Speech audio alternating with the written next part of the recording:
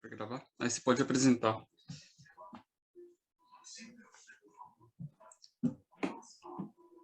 Pronto.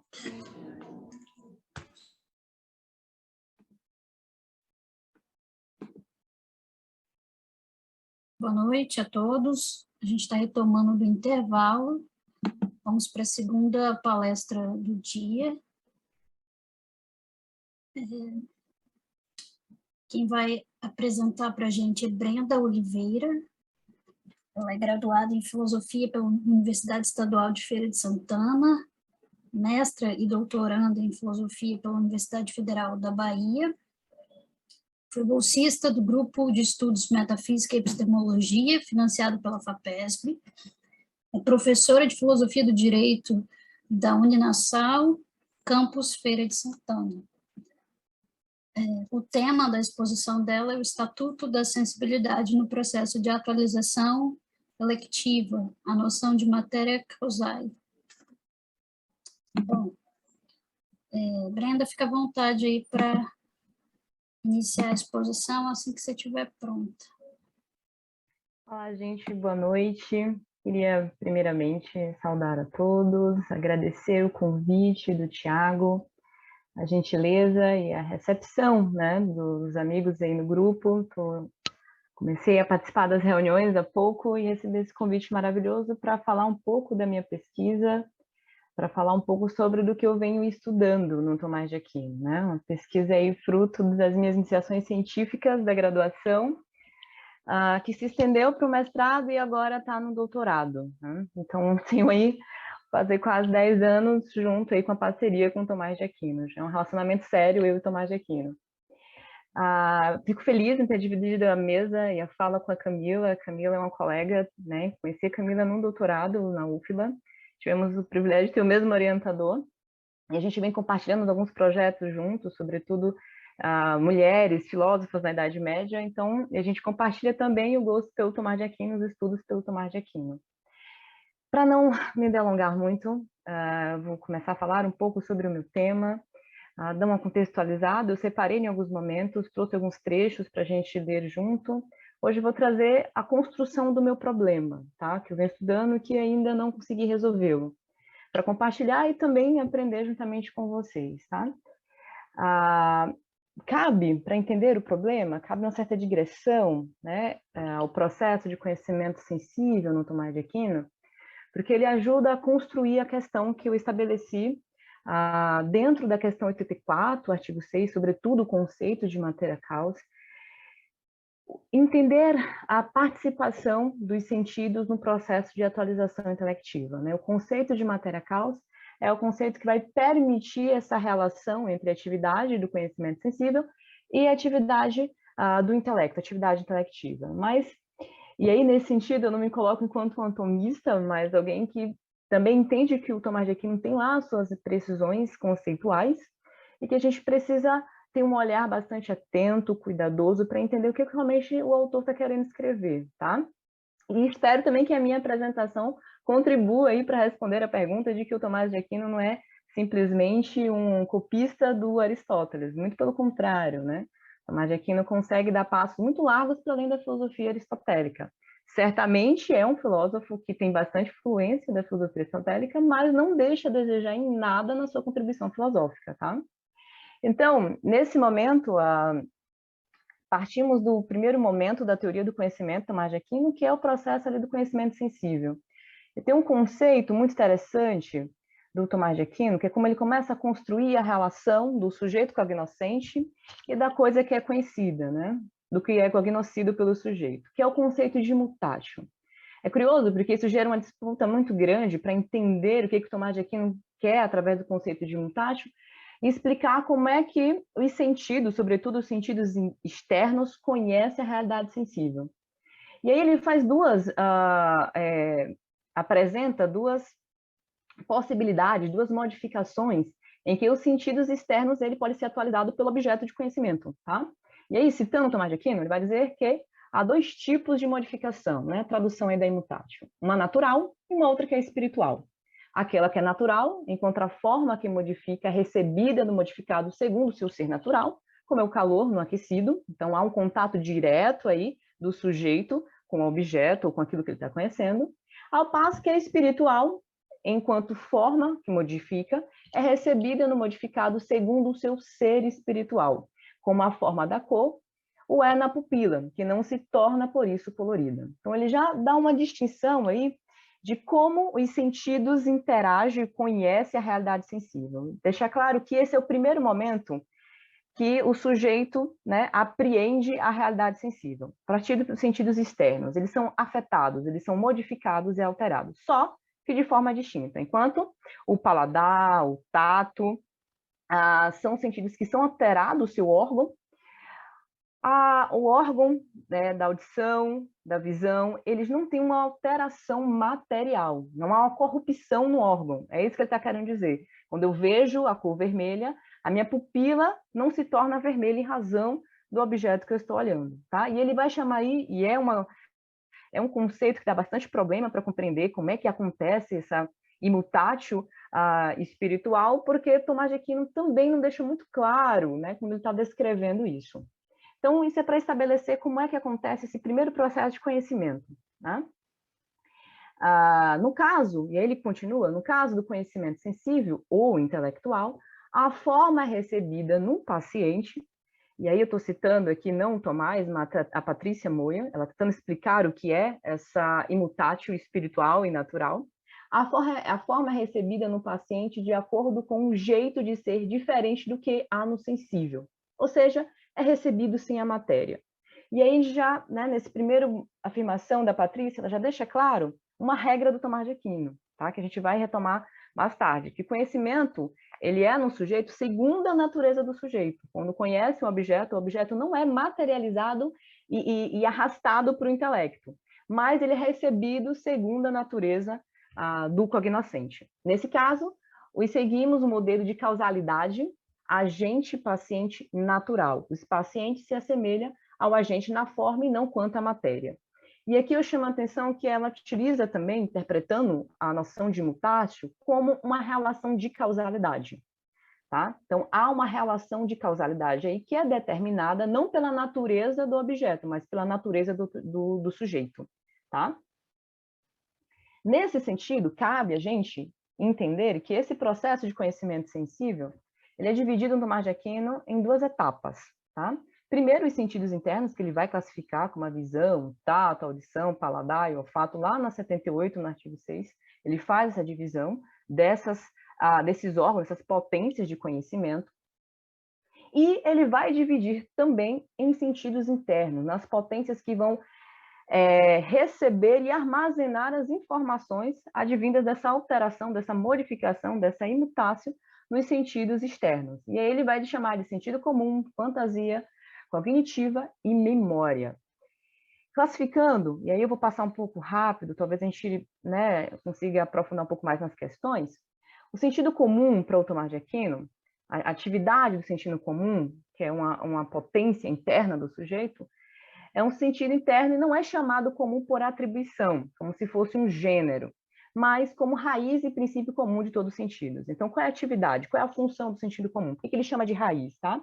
Porque é o sentido que está ali em contato com todas as alterações dos órgãos, seja pela visão, seja pelo olfato, seja pela audição, e ele tem a atividade de distinguir um do outro. Então, chama de raiz porque tem aí a conexão com todas as alterações que acontecem nos sentidos externos, tá?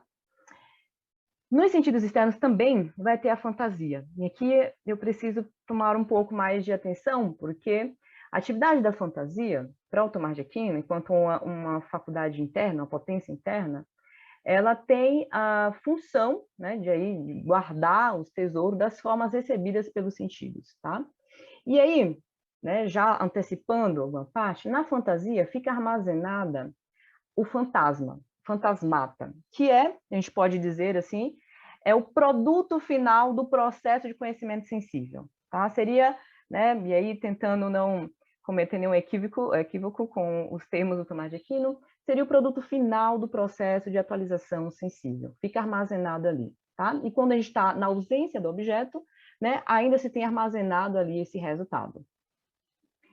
A parte cognitiva, tá? Cogitativa, que ele vai chamar, é o que faz a distinção entre os seres racionais e irracionais.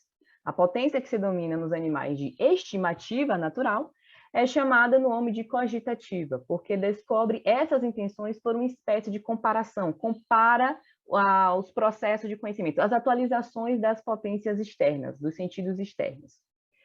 Reúne, comparando as intenções individuais com a razão intelectiva, compara as intenções universais. Então, é uma forma de síntese, tá? Sintetiza comparando as distinções aí das atividades de cada potência. A memória, por sua vez, tá?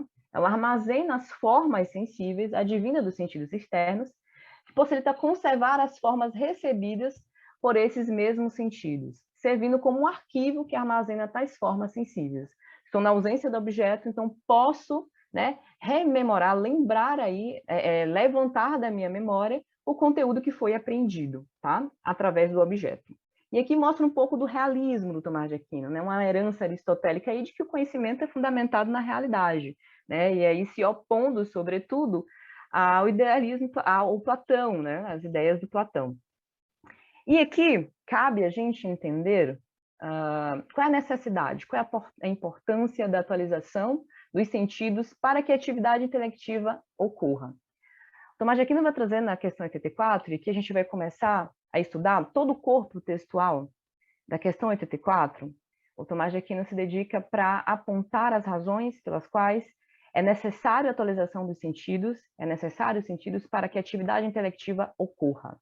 Então, do artigo 1 ao artigo 8, o Tomás de Aquino está ali dialogando com sua tradição filosófica, sobretudo porque os sentidos é necessário para que a atividade intelectiva aconteça. A ausência dos sentidos, ou da atualização dos sentidos, a gente vai ver, ele usa o nome privação, ligadura, impede o juízo perfeito do intelecto, tá? Deve-se dizer que, embora o intelecto seja superior aos sentidos, dependem, entretanto, deles de certa forma. Seus objetos imediatos e principais fundam-se nas coisas sensíveis, tá aí o realismo do Tomás de Aquino. Assim é necessário que o juízo do intelecto seja impedido pelo impedimento dos sentidos. Então, nesse primeiro momento, a gente já tem aí a ideia de que, olha, sem a atividade dos sentidos, sem a atualização dos sentidos, não é possível ocorrer uma atividade de intelecto. Ainda que o intelecto, para o Tomás de Aquino, assim como para Aristóteles, é uma potência superior à atividade sensível, porque conhece perfeitamente a realidade comparada aos sentidos, ele depende, o intelecto depende dos sentidos para poder ter a sua atividade de atualização, né, ocorrendo. E aí ele segue citando, na 84, no artigo 1, ali foi na 84, artigo 8, que a ciência está no intelecto. Se, portanto, o intelecto não conhece os corpos, não há ciência alguma dos corpos.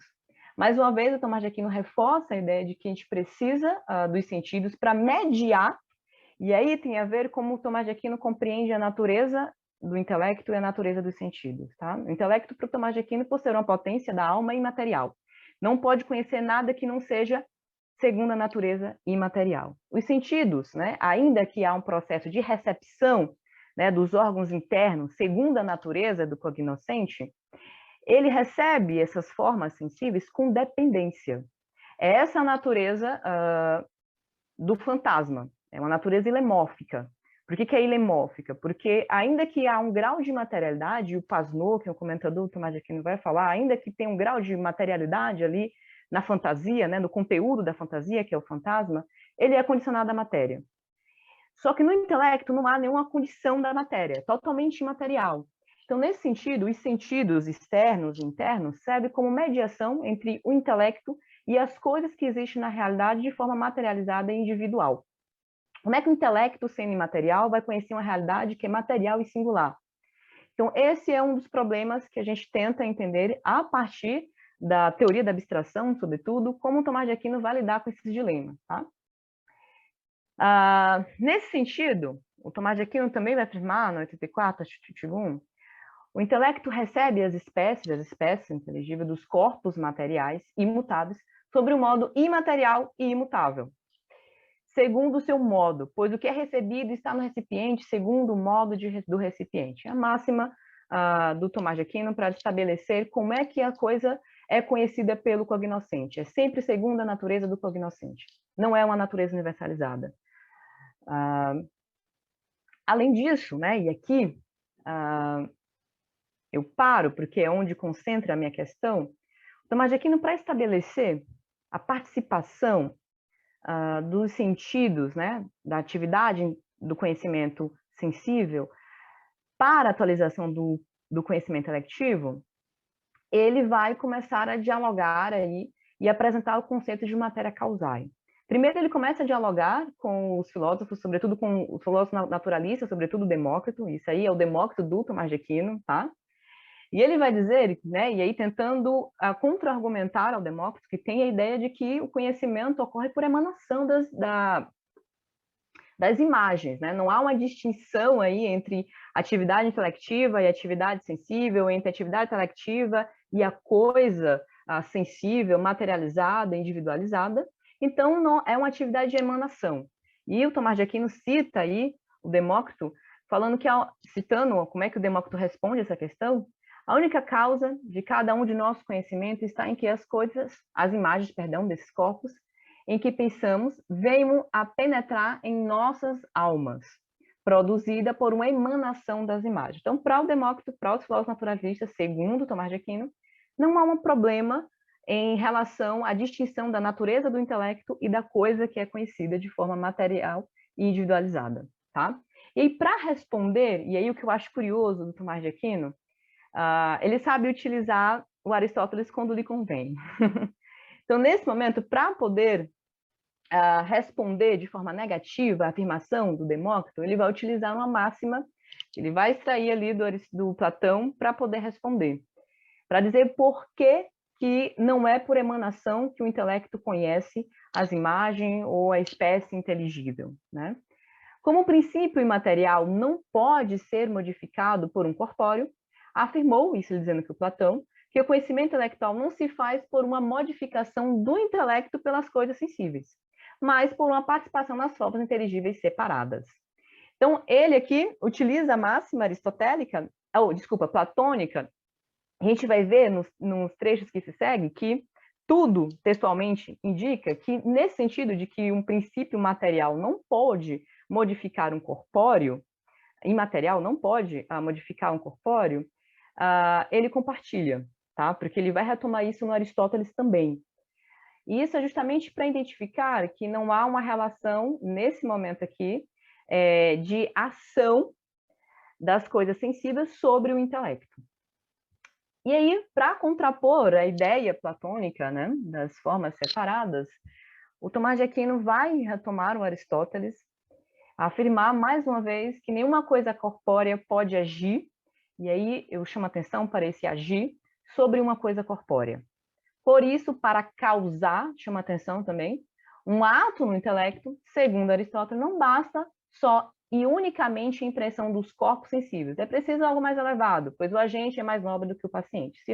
Esse mais elevado é o intelecto agente, né? O Tomás de Aquino segue o Aristóteles e divide o intelecto agente e o intelecto passivo, né? O intelecto agente é responsável pelo processo de abstração, por voltar aos fantasmas, né? A fantasia, e abstrair do fantasma as espécies inteligíveis que se encontram ainda sobre a condição da matéria. Então, nesse sentido, os fantasmas ainda carregam em si um grau de materialidade, tá? E aqui eu chamo a atenção pela palavra causar, porque aqui o Tomás de Aquino já começa a estabelecer como é a relação dos sentidos, do conhecimento sensível, com o conhecimento intelectivo. Ele usa a palavra causar. Nesse sentido, ele segue o Aristóteles aqui. E aí, que aqui eu apresento realmente o meu problema, Tomás de Aquino, lá no 84, no Respondeu, ele vai estabelecer como é que essa relação acontece, como é que o conhecimento sensível participa e contribui para a atividade intelectiva. E ele fala, por parte dos fantasmas, a operação intelectual é causada pelos sentidos.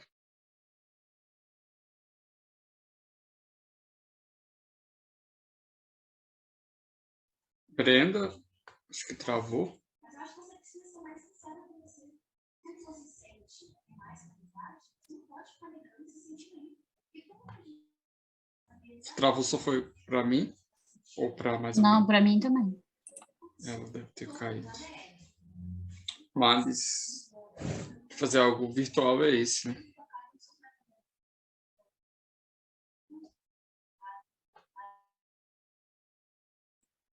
Ela parece como se ainda estivesse online, pelo menos para mim. Vou falar com ela aqui, né? Em outro meio aqui para precisar. Ela saiu, ela deve voltar. Enfim, acho que é só esperar, né?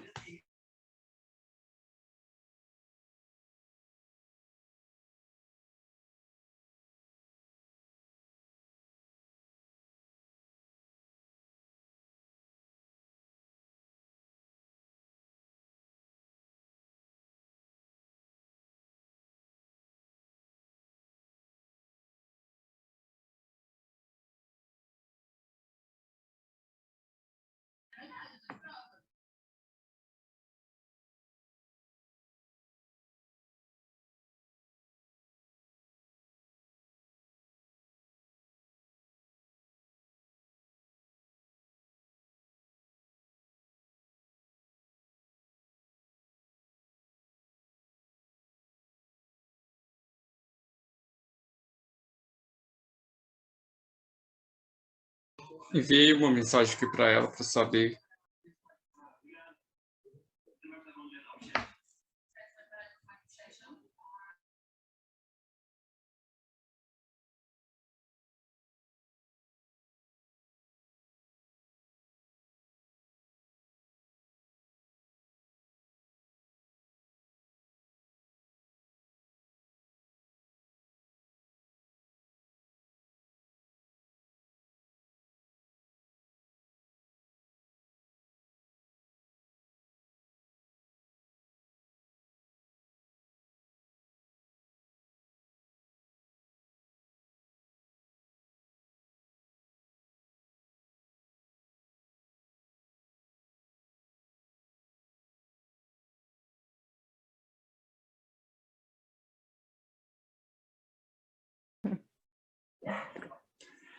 Então, tentando retomar aí, nesse momento da 84, artigo 6, eu respondo, né? E aí sim, eu Tomás de Aquino tentando falar, explicar aí a relação entre o conhecimento sensível, o conhecimento intelectivo e, sobretudo, qual é o estatuto, né, da sensibilidade nesse momento. E aí ele usa esse termo, que é dizer que, por parte dos fantasmas, o fantasma é o conteúdo da fantasia, que tem uma natureza elemórfica, ele ainda carrega aí uns aspectos materiais, por isso a necessidade e a importância da abstração, tá? Da atividade intelecto agente, de se foldar para o fantasma e abstrair ali a espécie inteligível das condições da matéria, tá? E aí o que é problemático nesse texto, que começa a notar de problema, é porque ele estabelece a primeira máxima ali que a gente viu do Aristóteles, que uma coisa corpórea não pode agir sobre incorpórea.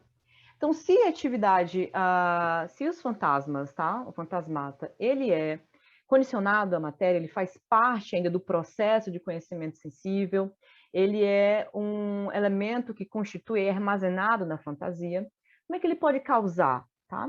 E aí eu começo a problematizar a noção de causalidade do Tomás de Aquino. Como é que Tomás de Aquino vai conceber a noção de causa? E aí, seguindo o que é estabelecido pelo Tomás de Aquino, eu fui, e aí cabe uma nota aqui importante de rodapé, que esse conceito, matéria causal, aparece uma única vez em todo o corpus tomístico, que é aqui na questão 84, no artigo 6. O Tomás de Aquino não apresenta esse conceito em mais nenhum outro lugar. Foi um dos meus dilemas e angústias, e ainda de tentar mapear se o Tomás de Aquino apresenta esse conceito por influência, se o Tomás de Aquino aqui está retomando a noção de causa aristotélica, e aí eu me voltei aos comentários do Tomás de Aquino, a física, a metafísica, a Suma contra os gentios, para entender como é que Tomás de Aquino constrói a ideia de causalidade. Como eu não encontrei nenhuma outra ocorrência desse conceito no corpus tomístico, coube a mim, nesse caso, tentar fazer aí uma reconstrução conceitual. Dado que o texto apresenta aí uma relação de causalidade, e nota que no final ele coloca, né, que o conhecimento sensível, ele não é a causa total e perfeita. Então, se não é a causa total e perfeita, é uma causa, e aí eu trabalho com a ideia de uma causa parcial, tá?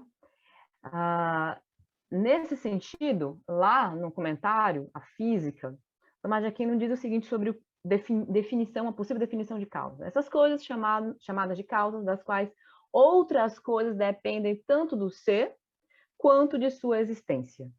Aqui eu chamo a atenção porque a noção de causalidade, ainda que aplicada ali ao contexto da física, tá? Ele coloca como uma relação de dependência. Toda causa gera uma relação de dependência com seu efeito, tá? A relação de causa e efeito. Toda causa, ela é precedida de um efeito. E ela tem uma relação de... O efeito, ele é dependente da causa. Não se pode pensar um efeito sem se pensar numa causa. Em seguida, lá na Suma Teológica, o Tomás de Aquino vai trazer o seguinte: de fato, o nome causa parece implicar a diversidade de substâncias e a dependência de uma em relação à outra, o que não implica o termo princípio. Isso ele distinguindo o que é causa e o que é princípio. Mais uma vez, ele constrói a ideia de causalidade aqui a partir da relação de dependência. Lá no comentário, a metafísica, sobretudo o livro 5, né, a lição 1 e o Ademais 3, ele vai trazer a noção de causa para além de dependência, ele fala do conceito de influxo, de ação, de agir. E aí gera mais conflito quando a gente pensa o fantasma enquanto uma causa da atividade intelectiva, porque a máxima é que uma coisa corpórea não pode agir sobre uma incorpórea. Daí vocês poderiam perguntar, tá, agir não é o mesmo que causar. Para o Tomás de Aquino, a filosofia dele, realmente agir não é o mesmo que causar. Causar é muito mais amplo, agir é muito mais delimitado, tá? Mas, dentro da noção de causalidade, é estabelecida uma relação de dependência que em todo o corpo textual da 84, a gente vê o Tomás de Aquino falando. Ele sempre fala que o intelecto depende dos sentidos, porque na ausência ou na privação, na ligadura de algum órgão, o intelecto é privado do seu juízo perfeito. E ele usa o exemplo do cego de nascença, tá? Para poder falar disso. E aí a gente vê a relação da noção de causalidade sendo construída pelo Tomás de Aquino, tá?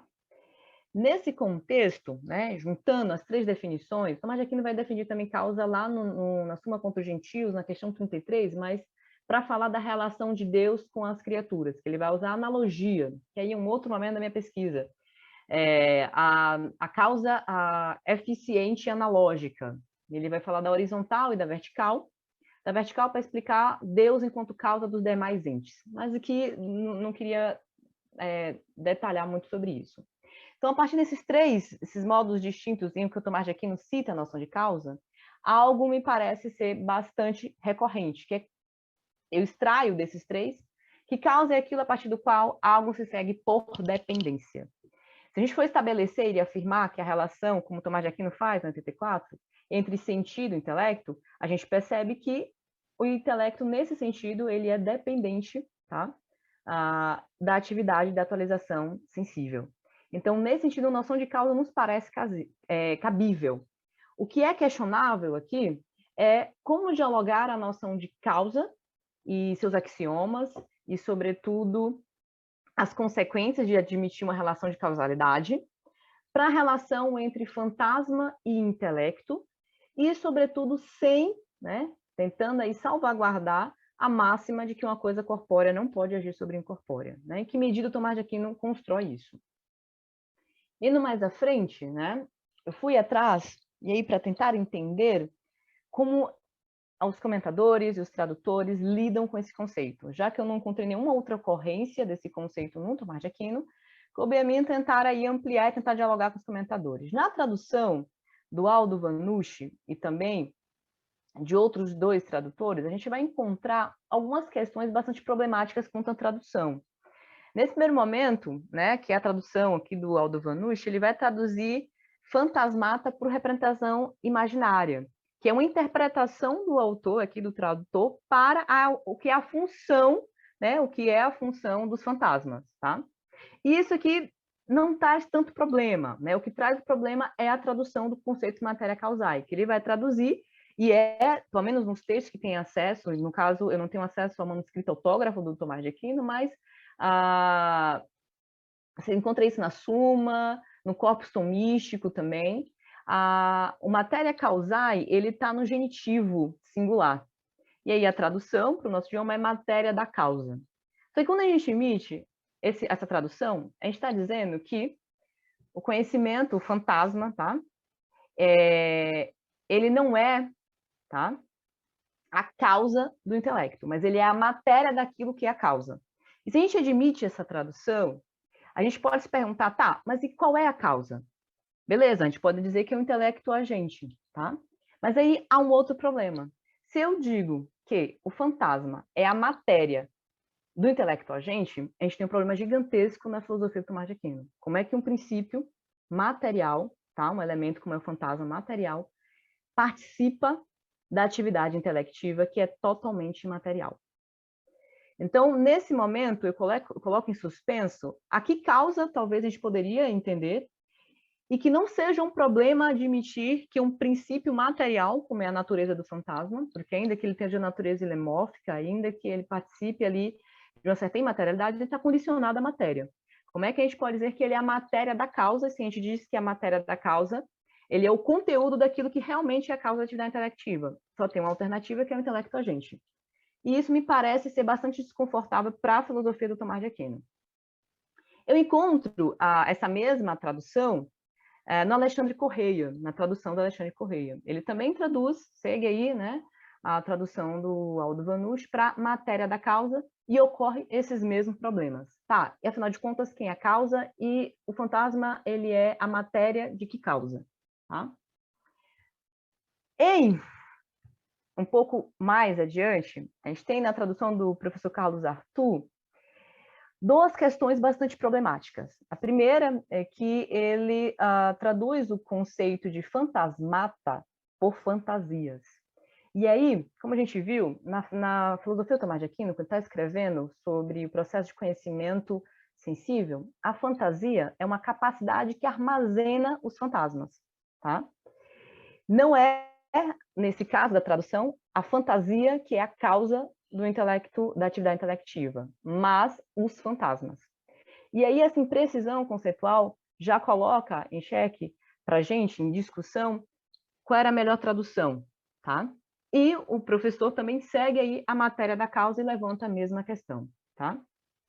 Em contrapartida, a gente encontra no Pasno, comentando, né, esse trecho do 84, do artigo 6, em que ele vai falar que o processo de abstração é tão crucial que Tomás de Aquino atribui o papel dominante na ação, não aos fantasmas, mas ao intelecto agente. Os sentidos fornecem apenas o material da causa. Então, ele segue a mesma tradução do Vanucci, do Carlos Arthur e do Correia, mas aqui ele é muito mais preciso, tá? Ele é o material da causa. Tá, mas quem é a causa, então? É o intelecto agente? Porque se for um intelecto agente, a gente vai ter que admitir que há um princípio material participando da atividade intelectiva. Não me parece ser o caso mais uma vez, tá? Para além disso, a tradução do Anthony Kenyon também segue essa questão da matéria causal, de ser a matéria um elemento material, mas me parece muito mais comprometedora, porque aqui ele realmente coloca como um elemento material, tá? Ele diz o seguinte, na sua tradução, a atividade intelectual é causada pelo sentido no que diz respeito ao fantasma. Mas uma vez que os fantasmas não são suficientes para afetar o intelecto receptivo, o intelecto passivo, a menos que sejam tornados realmente inteligíveis pelo intelecto agente, o conhecimento sensível não pode ser considerado a causa total e completa do conhecimento intelectual, mas apenas o elemento material de sua causa. Mais uma vez, estamos diante dessa mesma questão. Contudo, já na tradução do Joseph Kenyon, a gente tem um problema um pouco maior. Durante os estudos, voltando ali o livro 5 da Metafísica, eu fui tentar buscar e reconstruir a noção de causa do Tomás de Aquino a partir dos seus comentários. Lá no livro 5, o Tomás de Aquino comentando as 4 causas do Aristóteles, há 2 ocorrências bastante interessantes. A primeira é que, para ele, a causa material, ele segue ali, ele é um comentador fiel naquele momento, ele segue a noção de causa material aristotélica, um princípio material que determina, né, que individua a substância, princípio de individuação, né, causa material. E na causa eficiente, quando ele vai falar da causa eficiente aristotélica, ele deriva mais 4 causas, que ele vai atribuir a Avicena. E aí, já tentando, né, dar uma margem, um pouquinho de contribuição para a pergunta que foi feita para Camila. Nesse momento, ele deixa de lado Aristóteles, no seu comentário, a metafísica do Aristóteles, e começa a construir mais 4 ideias de causa. Causa que auxilia, causa que delibera, a com causa. Então, ele vai construindo uma noção de causa dentro de uma certa flexibilidade, que é mais tarde também tratada pelo Pasnow como que a noção de causa no Tomás de Aquino não é algo cristalizado. Tomás de Aquino vai pensar, para além das 4 causas da Aristóteles, uma gama, né, outras demais causas que são elasticidade dessas noções de causa. E aqui, na tradução do Kenny, ele fala o seguinte, tá? Por parte dos fantasmas, o conhecimento intelectual é causado pelos sentidos, ou seja, quem causa aí não é o conhecimento sensível por completo, mas, sobretudo, a atividade dos fantasmas, né? Cabe ao fantasma nesse sentido. Mais uma vez, os fantasmas não podem, por si mesmos, afetar o intelecto passivo e precisam ser tornados realmente inteligíveis pelo intelecto ativo. Não se pode dizer que conhecimento sensível é a causa total e perfeita do conhecimento intelectual, mas sim que é, de certa forma, a causa material. O problema aqui fica maior porque causa material, para o Tomás de Aquino, segue bastante a ideia de causa material aristotélica. É princípio de individuação da forma, da substância. Aplicando isso à relação entre fantasma e intelecto, vamos dizer que há princípios materiais determinando e individualizando a atividade intelectiva. Porque é isso que significa causa material, tanto para Aristóteles como também para o Tomás de Aquino. E aí temos um outro problema. E aí, lá no comentário do Tomás de Aquino, a Metafísica, o livro 5, quando Tomás de Aquino fala de causa material, ele escreve causa materialis, diferente de matéria causae. Então, a tradução aí é bastante problemática, tá? Não segue nenhum tipo, nem interpretativa e nem, né, literal do conceito. Dado isso, tá? As questões que se apresentam diante disso é o seguinte: o conceito de matéria causae corresponde a um modo específico de causa, para além das estabelecidas pelo Aristóteles. O fantasma é a causa necessária para o conhecimento intelectivo. O fantasma é a causa segunda que auxilia o intelecto agente, causa primeira. No De Principio de Natura e no De Causis, o Tomás de Aquino estabelece uma hierarquia das causas. E como é que ele faz isso? Há causas que são auxiliadoras da causa principal. E o que ele fala sobre isso? Ele dá o exemplo da vela, né? Quando você liga pega o fósforo, acende uma vela, e a partir dessa vela você vai acendendo outras. Essas causas são intermediárias, elas contribuem para a causa principal. Então, nesse caso, né, dado a noção de causalidade e da amplitude da noção de causalidade, pode-se perceber que o Tomás de Aquino, talvez no seu texto, esteja estabelecendo uma hierarquia de causalidade.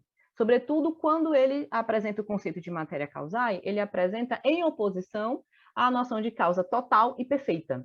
Então, se a gente considerar textualmente o que o autor está dizendo, se os sentidos eles não podem ser ditos como causa total e perfeita, eles podem ser ditos como causa parcial, mas continuam sendo ditos como causa.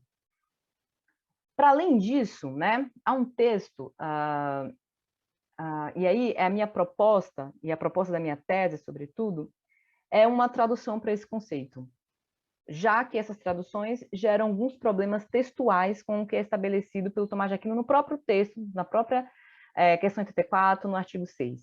O Tomás de Aquino estabelece ali que precisa haver uma ponderância na noção de causalidade.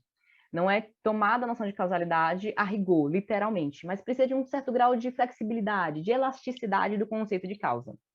E aí, pensando nisso, no que é estabelecido pelo autor textualmente, a tradução, que é a tradução que eu estou propondo na minha tese, sobretudo tentando retomar aí o manuscrito autógrafo para ver realmente por que boa parte das traduções são divergentes, por parte dos fantasmas, e aí a propósito da minha tradução, a operação intelectual é causada pelos sentidos. Mas, uma vez que os fantasmas não são suficientes para modificar o intelecto passivo, deve se tornar inteligíveis em ato pelo intelecto agente. Não se pode afirmar que o conhecimento sensível é a causa total e perfeita do conhecimento intelectual, mas sim que é, de certa forma, a matéria causal. Nesse sentido, e aí a minha defesa é que é uma relação de causalidade, né? Precisa haver uma relação de causalidade, e essa relação de causalidade não deve comprometer a imaterialidade da atividade intelectiva. E isso, a própria teoria da abstração nos parece dar conta. Porque a atividade da abstração do intelecto, a gente, cabe, né, a abstração, deixar de lado, né, sendo bem grosseira no termo, deixar de lado os aspectos materiais individuais, que ainda participam da natureza do fantasma, e abstrair apenas a espécie inteligível, a formalidade que existe ali.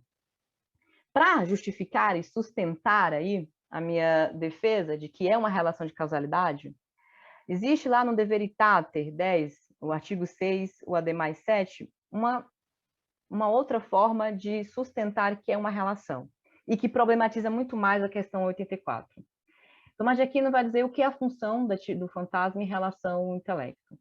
Na recepção com qual o intelecto possível recebe as espécies das coisas dos fantasmas, os fantasmas se tornam como agente instrumental e secundário. Olha, lá quando ele está citando Platão, ele diz que é uma coisa, um princípio material não pode agir sobre o imaterial. Quando ele está citando Aristóteles, ele fala que uma coisa corpórea não pode agir sobre uma incorpórea. Mas no De Veritate ele estabelece que os fantasmas, eles são um agente, ou seja, eles agem sobre a atividade, sobre o intelecto, só que não enquanto um agente principal, tá? Mas ele é secundário e instrumental. Ao passo que o intelecto age como agente principal e primeiro. Então, gera uma hierarquia aqui. O efeito da ação é deixado no intelecto, e aí pensando que toda causa gera um efeito, o Tomás de Aquino vai afirmar que o efeito da ação é deixado no intelecto possível de acordo com a condição de ambos, e não de acordo com a condição de um só. E por isso o intelecto possível recebe as formas como inteligíveis em ato por virtude do intelecto agente, mas com semelhanças das coisas determinadas em consequência do conhecimento dos fantasmas. Então, nesse trecho aqui, o autor deixa claro que a relação entre fantasma e intelecto é uma relação de causalidade. O que a gente precisa ponderar nesse sentido do texto é como ele vai admitir e vai entender essa noção de causa. E aí os textos do Pasneau sobre a ideia de causalidade dentro de uma certa flexibilidade é que quem vai ditar a regra da relação de causalidade vai ser o contexto, né? Para o Tomás de Aquino vai ser o contexto. Então, nesse sentido, o que vai preponderar aí a relação de causalidade é a natureza do intelecto, é a natureza imaterial do intelecto agente. Essa semelhança, que é a ideia de similitude para o Tomás de Aquino, não é relação de identidade, tá? Que aí é um outro contexto, tá? Mas que preserva, de alguma forma, essa relação de causalidade a partir de uma relação entre causa e efeito. Eu estou tentando correr e eu peço desculpa de antemão por conta do horário, porque eu sei que as pessoas também têm outros compromissos, tá? Então, dentro desse sentido, o fantasma, né, pode ser entendido como a matéria causal da atividade intelectiva sobre alguns aspectos. Primeiro, que a condição sine qua non da noção de causa é que ela sempre vai estabelecer uma relação de dependência. E isso Tomás de Aquino deixa muito claro em toda a questão 84. O intelecto não pode agir, não pode ter essa atividade intelectiva sem que ocorra antes a atividade de atualização dos sentidos. Então, ele depende. Então, primeiro critério para que estabeleça uma relação de causalidade é que ela estabeleça uma relação de dependência. Nesse sentido, a noção de causalidade ela é pensada dentro de uma elasticidade. Ela não é cristalizada pelo Tomás de Aquino, mas ela é adaptada. A noção de causalidade precisa estabelecer um efeito. Como a gente viu no texto anterior, o Tomás de Aquino fala que o fantasma, né, em relação ao efeito do processo de conhecimento ativo, ele tem uma relação de semelhança, ele participa desse efeito, tá? Como eu falei, a dependência do efeito em relação à causa, a noção de necessidade e a relação intrínseca ou extrínseca. O Tomás de Aquino, também no De Veritate, nesse mesmo texto, ele constrói a relação do fantasma como extrínseca. Precisa também de um agente extrínseco para que excite a alma a conhecer. Então, essa é a atividade do fantasma em excitar, de certa forma, o intelecto agente a conhecer. Para além disso, os fantasmas, com a matéria causal da atividade intelectiva, precisa ter uma intencionalidade proporcional. Os efeitos são proporcionais à causa. O Tomás de Aquino fala disso de causa quando ele está dizendo da relação entre Deus, né, como criador e suas criaturas. A nossa relação dele com ele é de similitude proporcional, não de identidade. A causa segunda, e aí pensando justamente num fantasma enquanto causa segunda da atividade intelectiva, ela auxilia a causa primeira, que é o intelecto agente. E o efeito, que é a espécie elegível, ele é um efeito também que participa, né, o fantasma participa desse efeito, e é uma relação de similitude. Aqui, e aí eu trouxe apenas como uma suscitação de discussão, eu penso a noção de matéria causae quanto uma noção de causa analógica. É bem complexa a doutrina da analogia do Tomás de Aquino, mas por que analogia? Porque ela obedece aí à elasticidade da noção de causa, e ela é uma extensão de uma causa aristotélica, tá? A matéria causae é uma extensão da noção de causa material de Aristóteles. Ainda que não preserve, quando Tomás de Aquino faz isso lá no comentário ao livro 5 da Metafísica, quando ele começa a derivar da noção de causa eficiente, as causas que auxilia, que delibera, ele gera uma certa grau de analogia, tá? Unidade de ordem por referência a um primeiro, é o que significa analogia para Tomás de Aquino. Então, quando ele fala causa que auxilia em relação à causa eficiente, ele vai dizer que ela vai manter ali um certo compartilhamento do conteúdo com a noção de causa eficiente do Aristóteles, contudo, não vai ser de forma literal. Existe ali a preservação, né, de um termo comum, como propõe a analogia, mas que não necessariamente ela segue, né, a rigor essa causalidade, essa noção conceitual de causa eficiente. Então, nesse contexto, dado, e aí eu trouxe aqui, vou tentar projetar, na busca incessante pela tentativa de alcançar a precisão conceitual, o conceito matéria causae, ele aparece em mais duas obras, tá? Que é no Mestre Eka e no Raimundo Lulus. Só que sobre a forma diferente. Enquanto no Tomás de Aquino está no genitivo singular, tanto no Raimundo Lulus quanto no Mestre Eka está no nominativo plural. Então, não é o mesmo conceito. Eu trouxe aqui o trechozinho, espero que esteja dando para ver, eu até acabei grifando, mas em ambos os textos não está na mesma forma que o Tomás de Aquino apresenta. A gente pode ver aqui, vou até, né, grifar melhor. Matéria causae não está na mesma forma. Então, ele está se referindo ambos à noção de causa material e causa formal. O que não é o caso do Tomás de Aquino. Quando ele escreve matéria causae, ele não está se referindo à noção de causa material e causa formal do Aristóteles. E, nesse sentido, tudo indica, e aí eu pretendo conseguir defender isso na tese, que o Tomás de Aquino está inaugurando aqui um modo de causa para além das já estabelecidas por Aristóteles e pelos seus contemporâneos, como Avicena e Averroes, a qual ele faz menções no livro 5 da Metafísica. Gente, eu vou encerrar por aqui para dar tempo das perguntas, né? Para a gente discutir as perguntas. Já agradeço de antemão a paciência de vocês aí, por conta do erro aí da internet, mas já estou aberta aí às discussões. Brenda, agradeço pela excelente exposição e bem densa. Uhum. Parabéns pelo projeto aí que você vai apresentar, né? Isso para doutorado, né? Isso, né? Já estou estudando, já estou na luta. Nossa. Que bom que a gente já teve esse contato já. Eu agradeço. Bom, gente, agora a gente, na verdade, eu até entrei na frente. Ô, Camila, você pode mediar aí, se quiser? Não, tudo bem. Você foi, eu deixei. Foi muito automático. Sim, sim. Eu queria agradecer a Brenda, né? Excelente exposição. Boa sorte aí nos estudos, dando seguimento à pesquisa. E também agradecer a Camila, que já foi, né? Precisou se retirar mais cedo. Então, agora a gente abre para perguntas, e aí eu queria lembrar que quem for formular alguma questão para a Brenda, por favor, dizer o nome, a cidade de onde fala e abrir a câmera, caso queira, né? Tá bom? Para a gente ter uma interação melhor aqui. Obrigada, Brenda. Imagina. Uma dúvida da pronúncia do termo é matéria causae. É como se escreve. Matéria causae. O latim segue a escrita. Né? Aí eu fiquei com uma dúvida. Então, matéria causae seria uma noção de causa para além daquelas 4 noções trabalhadas, por exemplo, pelo Aristóteles, como causa material, causa final, causa eficiente Formal, e causa formal. Seria uma noção para além dessas 4 noções de causa clássicas dele, né?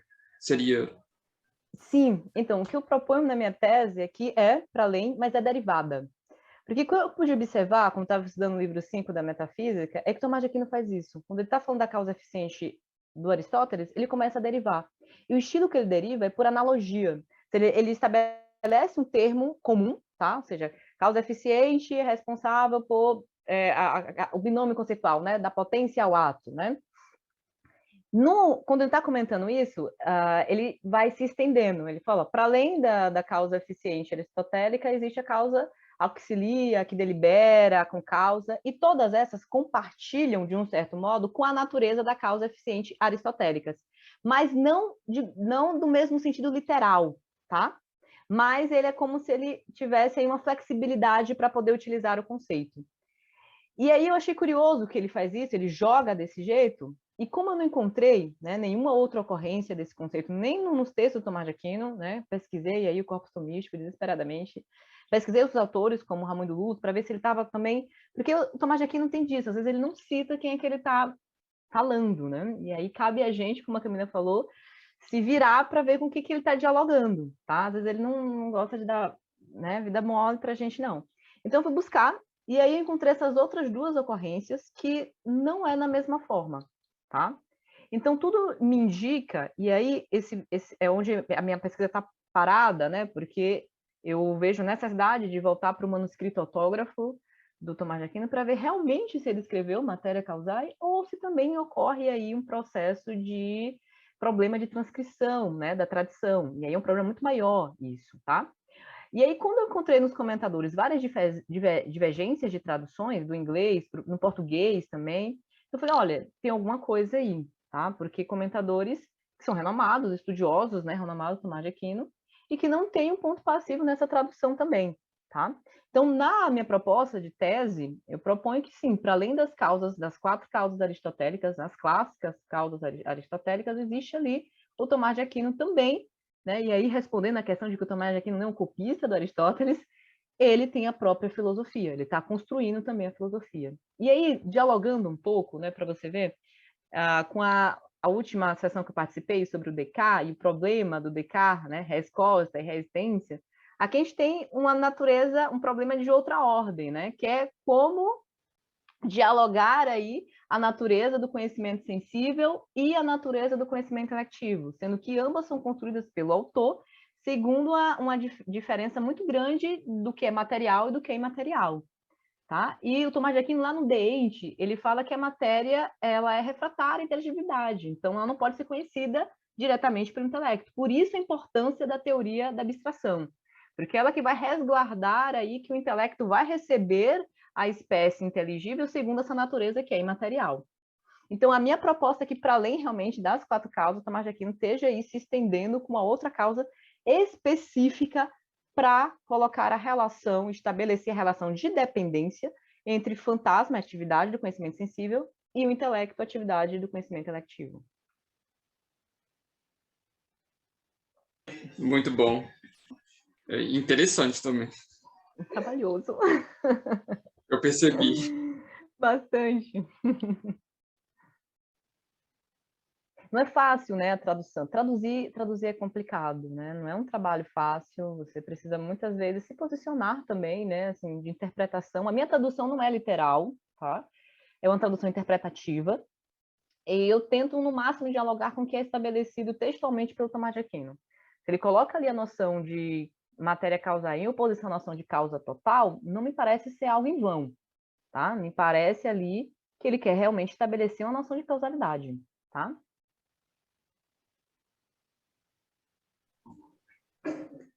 Posso perguntar? Claro Alguém aí que na sim. fila? Não, acho que não. Não, eu fiquei pensando sobre a sua exposição, essa questão de uma causa que estaria ligada à matéria, você falou até que seria o material, né? Você usou essa expressão em algum momento, para fazer essa espécie de conexão entre aquilo que é sensível e aquilo que é intelectivo. E eu acho que esse é o ponto, talvez é um dos pontos centrais do que vem a ser a filosofia do Tomás, porque ele sofre uma influência aristotélica que vai levar a assimilar um certo realismo, né? E aí tem autores até que levam isso quase para um empirismo, né? Mas também é um autor que dá muita ênfase à razão e trabalha o aspecto racional. Então, me parece que, como você bem colocou na sua exposição, ele nega que a matéria possa gerar um intelecto, no sentido mais imediato do que venha a ser isso, mas admite uma certa correlação, né? Isso me fez lembrar do que o Descartes diz, acho que são nas Meditações Metafísicas, quando ele fala como que, falando também de imaginação, eu acho que ele cita, eu não vou me lembrar exatamente o exemplo, mas assim, como se para nós a ideia de um objeto imaginário, sei lá, uma sereia, por exemplo, a gente faz a junção daquilo que a gente conhece no mundo material. A quimera, né? Isso, aí seria a união entre a mulher e o peixe e tal, e aí a gente cria a figura de forma imaginária, né, a fantasia, mas a partir de elementos reais e concretos, né, da nossa experiência. A gente une no intelecto que está separado na realidade. Isso, exatamente. Então, eu não sei até talvez de que forma esse prelúdio do que vem a ser uma relação entre matéria e intelecto tenha influenciado outros filósofos que vêm posteriormente, mais na modernidade, né? Mas é muito interessante mesmo o seu tema e deve dar um trabalhão, né? Eu vi que você passou por vários comentadores. Não sei, não foi bem uma pergunta, assim, mas... Não, dá para a gente dialogar. Como eu não encontrei nenhuma outra ocorrência, minha pesquisa foi um pouco angustiante no início e solitária. Porque primeiro eu nunca encontrei no momento, se alguém encontrar, por favor, me avise, alguém problematizando esse conceito, tá? Problematizando essa noção de causalidade, se é ou não a relação de causalidade. O que encontrei foi modos distintos de traduzir o mesmo conceito. E eu achei curioso, né? Ou seja, nossa, porque a tradução desse conceito é precisível para você entender qual é o lugar dos sentidos para a atividade do intelecto, para que a atividade do intelecto ocorra. Ainda mais quando você faz a leitura de todo o texto da 84, você entende que o intelecto ele é totalmente impedido, né, de conhecer a realidade sensível que não seja mediada pelos sentidos, né? Eu uso um termo, eu lembro que o meu orientador falava, nossa, né, quase virando um conceito, isso que é, os sentidos é como fosse ir refinando a natureza da coisa sensível até o momento em que seja possível o intelecto conhecer. Né? O intelecto ele não pode se debruçar sobre a realidade e conhecer diretamente. Tá? Ele precisa do auxílio dos sentidos. Então, para construir essa relação, essa dependência, o conceito de causa é uma luva, tá? Mas não tomado sobre, né, de forma rigorosa. E aí cabe de nós, leitores, tentar entender como o Tomás de Aquino constrói a ideia de causalidade, que não é fixa. Ele não constrói uma ideia de causalidade fixa. O que tem ali é elementos que são presentes em toda a noção de causalidade como conceito de dependência. Dependência e necessidade.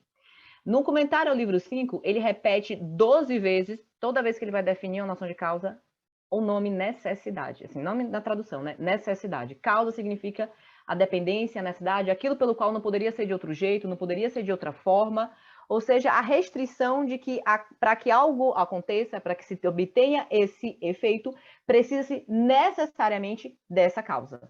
Então, quando pega essa construção de causalidade do Tomás de Aquino e percebe todo o corpo textual do 84, você fala, não, ele só pode estar falando de causalidade, tá?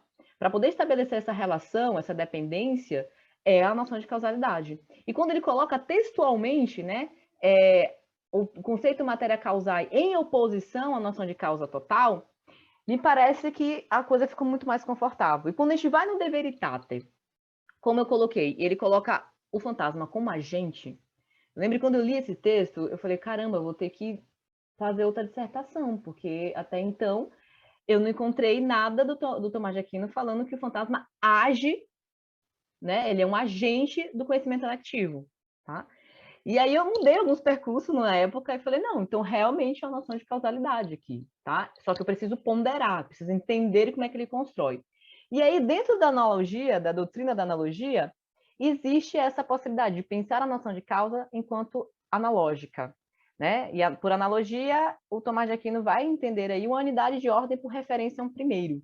Então, as noções de causa aristotélicas ali poderia ser, né, um termo, né, primeiro, e as outras causas que são derivadas dela, compartilhar parcialmente da natureza, mas não ser lida de forma literal, mas dentro de um certo grau de flexibilidade. E elasticidade, que é o termo do Pasnot, da noção de causalidade. Ok, se deixar eu fico aqui falando um tempão sobre a noção Tomás de Aquino. A obra que você comentou aí do Anthony Kenny, eu acho, que ele usa a noção de causa material. Ele se refere em qual obra? A causa material, Isso. aos comentários do livro 5 da Metafísica. Ah, tá. É Ele porque eu tem a tô com mesma alguma obra percepção, aqui dele. Era ele só para percebe, nos... eu esqueci e vou projetar, e posso até fazer a mesma coisa, Camila, divulgar o meu slide, porque eu coloquei todas as minhas referências, eu acabei, peço perdão, não divulgando-as, mas eu coloquei todas as minhas referências aqui, então talvez seja interessante até para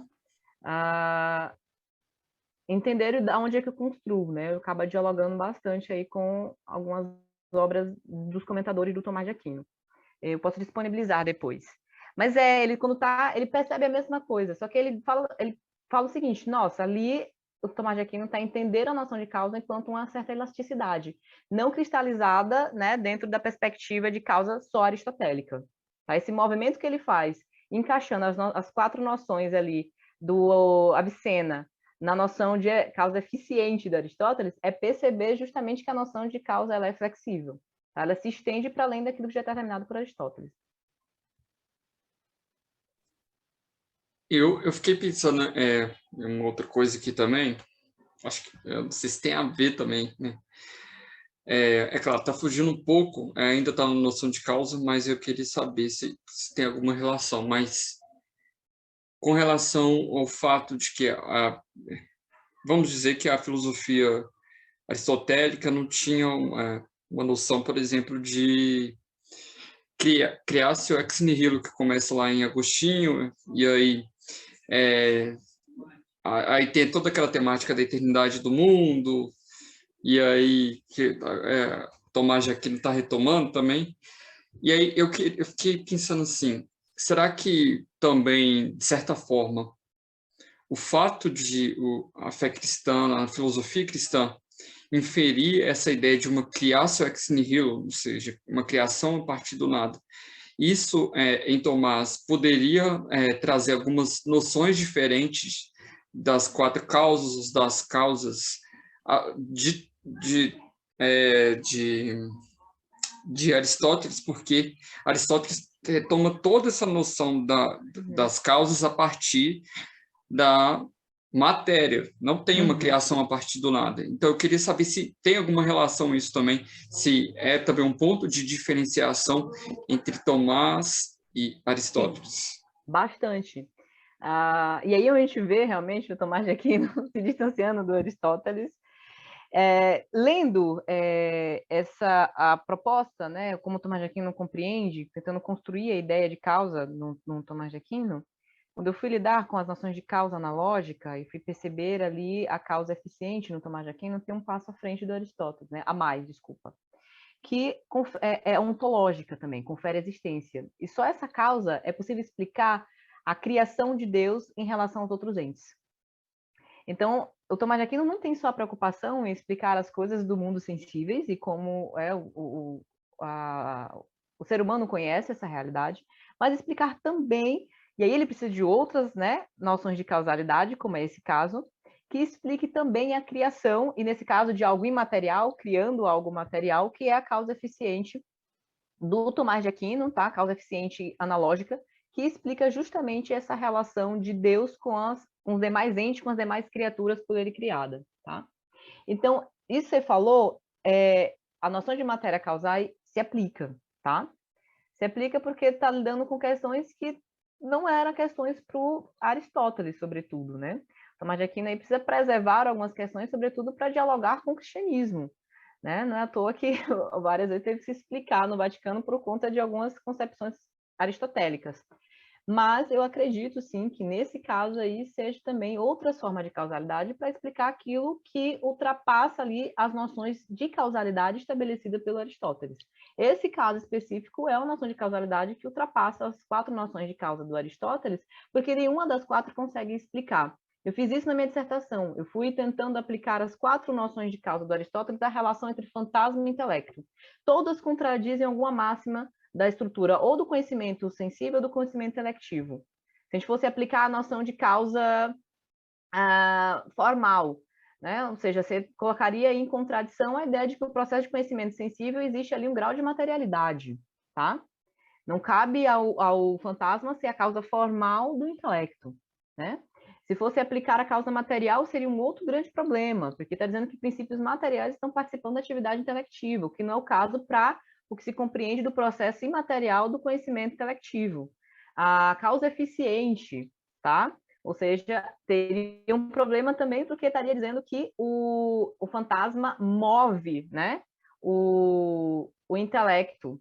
E no caso da causa final também, não seria a causa final, porque não é atividade do fantasma, tá? Dizer a finalidade do intelecto, mas a atividade do intelecto possível ali, tá? E aí tem a ver com a conversão ao fantasma, a predicação, e aí é um assunto que eu fugi a graduação inteira e vou fugir agora.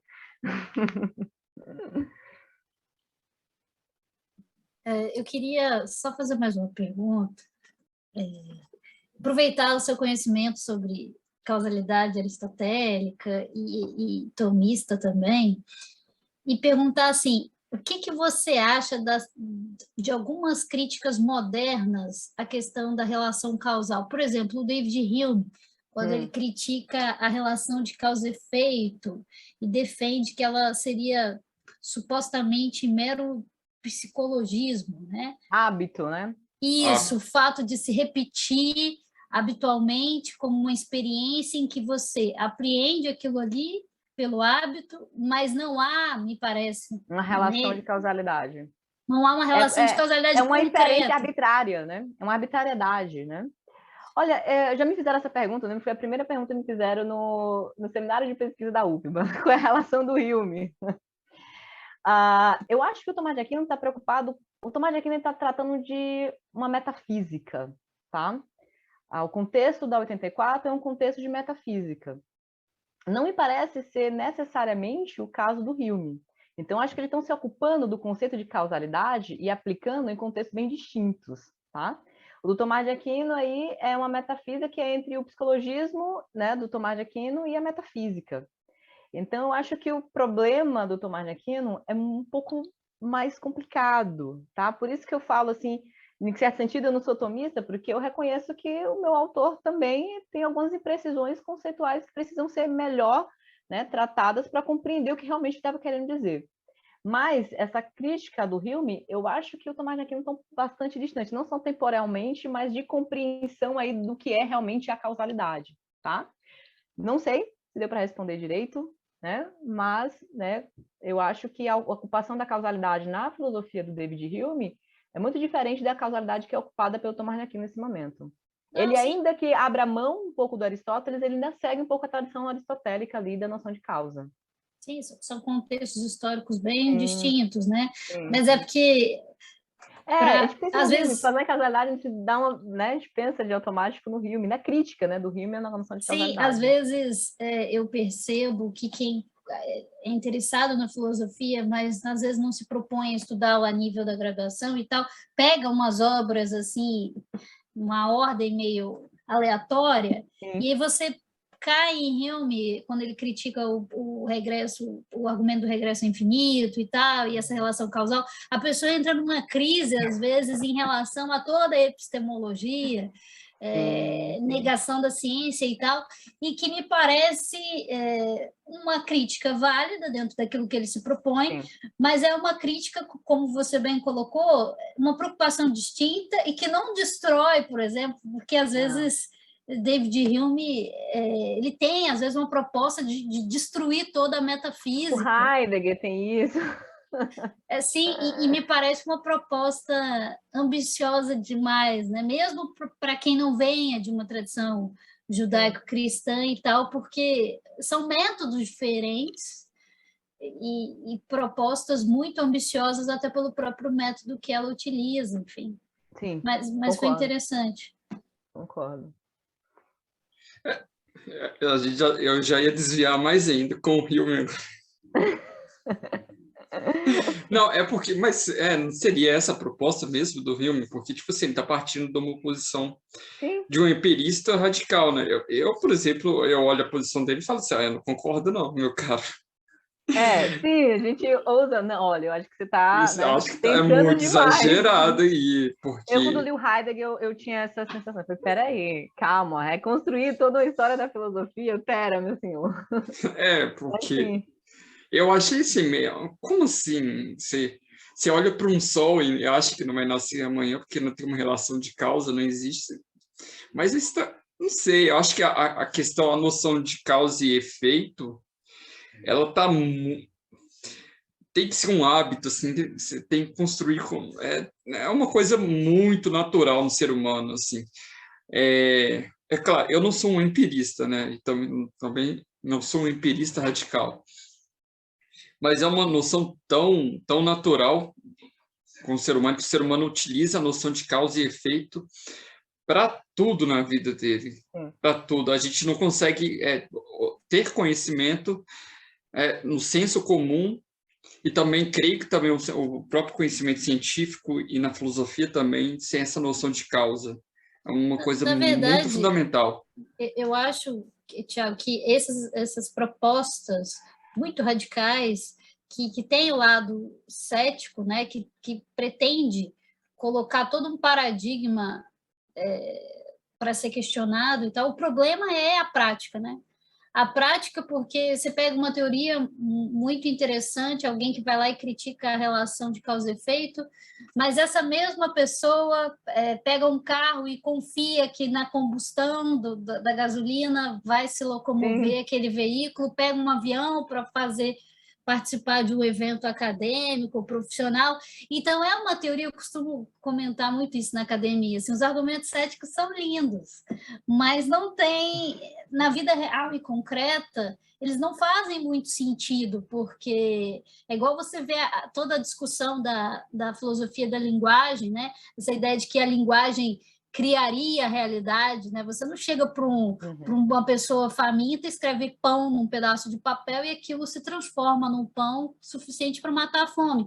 Então, você entra num nível de questionamento sobre coisas que são próprias do cotidiano, da vida, como você disse, do senso comum. Claro que tem a distinção clássica entre senso comum e conhecimento, né? Entre doxa e episteme, desde de Platão, mas assim é incrível como na filosofia existe uma certa tentação de querer destruir todo o edifício epistêmico que existiu antes, né? Assim, o seu opositor, quem veio antes de você, precisa ser destruído. Existe alguns teóricos não têm essa ideia de que estamos construindo algo, até a ideia de bem comum e pensando na sociedade, na própria civilização.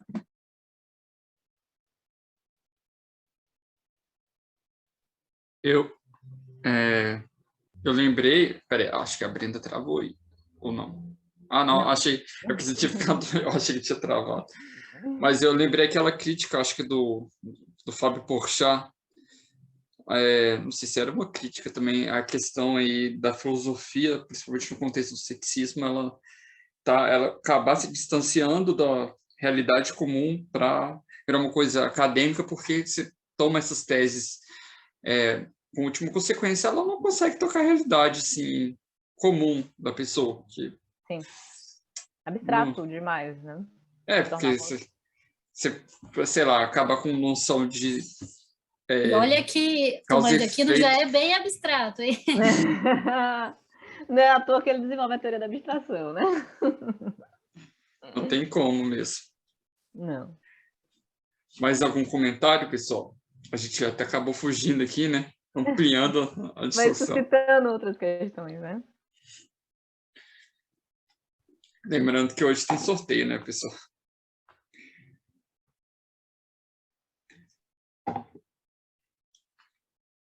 Bom, acho que não vai ter mesmo, né? Outros comentários. Eu agradeço a Brenda pela exposição. Ah, foi um prazer. Ela, uma exposição bem densa, eu achei bem interessante, assim, a discussão, não apenas conceitual, mas esse trabalho de retomar a tradução. Achei isso realmente foi muito interessante e deve dar um grande trabalho, realmente Muito. deve. E espero que o Senhor abençoe a sua Amém. a apresentação lá de doutorado, mas a gente agradece aqui até por ter contato com essa apresentação até antes, né? Acho que é um privilégio isso, né? Bom, pessoal, agradeço também por quem esteve aqui apresentando, quem participando, quer dizer, né? E agradeço pela paciência de todo mundo que esteve e tal. A gente vai fazer um sorteio agora da obra Ente e Essência, do Tomás, só que vai ser só com quem está aqui. Porque teve um monte de inscrição, aí as pessoas não participam, mas não vai participar. Peraí, só conferir aqui que eu anotei o nome de todo mundo aqui, mas acho que alguém saiu, uma pessoa saiu aqui. Vai perder o sorteio, gente, quem sai agora. Não, acho que voltou. Vou conferir aqui. Anselmo Ferreira, Camila. Ai, Brenda, acho que eu não coloquei seu nome também pelo fato de, acho que eu não coloquei o Camila, Sem problema. Cid Paulo, Douglas Silva, Helenice, acho que saiu, né? Jean de Carvalho também saiu. João Mendes, João Pedro Vieira, Jonathan Ibrahim, acho que saiu também. Jonatas Ramos, Lucas Nascimento, Simone Almeida, saiu mais um, Yuri. Os nomes que tiverem aqui, que tiverem saído, a gente, se saírem esses números, a gente sorteia de novo, porque não dá para fazer essa recontagem agora. Eu vou sortear um número aqui, do celular.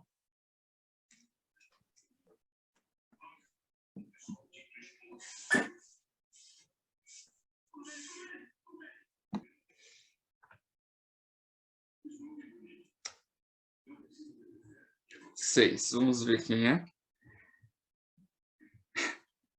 A pessoa não está, Jean de Carvalho. Vamos lá de novo.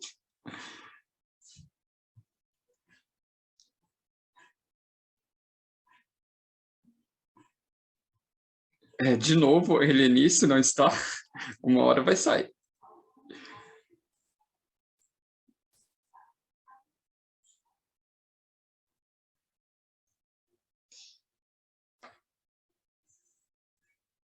Simone Almeida foi a sorteada aqui. Simone, você está aí? Estou sim, vocês estão me ouvindo, gente? Sim. Sim, sim. Estou aqui. Então, você vai ganhar o livro Ente e Essência, do Tomás de Aquino, na versão da editora Eclésia, versão bilíngue. Aí Legal. depois eu converso com você. Bom, gente, essa foi a nossa segunda jornada. Eu agradeço todo mundo que participou. Em breve eu vou divulgar os vídeos pelo YouTube, e aí vocês podem divulgar para outras pessoas e tal. E também poderem ter acesso, né, novamente ao conteúdo. Obrigado a todo mundo, Deus abençoe vocês e tenha uma ótima noite aí, cada um. Amém, gente. Obrigada. Bom descanso, bom final de semana.